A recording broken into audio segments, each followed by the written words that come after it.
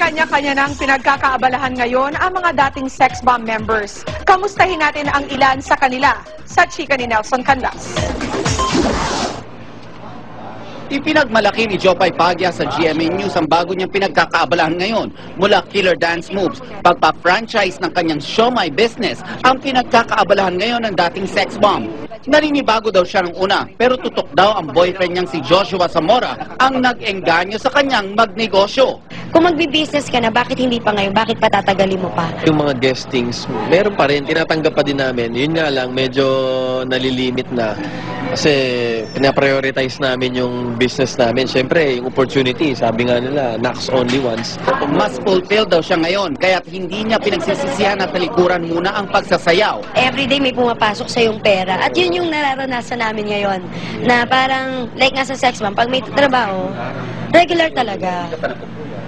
Oo, hindi pa napupuyat. Kumbaga, hawak ko oras ko. Pagiging full-time mommy naman ang pinili ni Yvette Papalan. Mas gusto niya raw kasing magkaroon ng oras para sa kanyang unika iha. Hindi ko alam kung ano magiging plano. Bigla akong umalis. Mahirap yung nasa sex bomb ka or nasa ano ka na may kontrata ka. Hindi mo magagawa kagad yung plano mo. Tapos yung asawa ka din. Syempre ngayon, iba na din yung namin. So, kung may plano kami, dalawa na kayo mag-usap talaga. Matagal na raw gustong sumubok sa pag-arte sa mga stage play si Aifa Medina. Mula nang lumiban siya sa grupong sex bomb, unti-unti na raw niyang nagagawa ang mga dating pangarap lang. 3 play yung binigay sa akin. Binigay sa akin yung Noli Me Tangere, yung Florante at Laura, saka yung Bimi.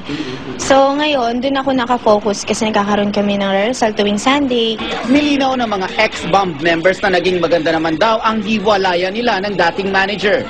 Sa katunayan, full support pa raw sa kanila si Joy Cancio. Maging ang mga naiwan na sex bomb members, hindi raw nawala ang pagtitinginan sa mga dating kamyembro. Hindi tayo bumabata, alam mo yun. Talagang minsan, darating at darating tayo sa gantong point na magkakahiwalay din tayo. Hindi, alam mo, pakasal kaming lahat, magkakasama kami, di ba? Talagang maghihiwalay din kami, napaaga lang ng konti. Nelson Canlas, updated sa Showbiz Happenings. At yan ang Chika Minute. Tutok lang uli bukas for the hottest in showbiz. Ako po si Pia Guanyo. Mike?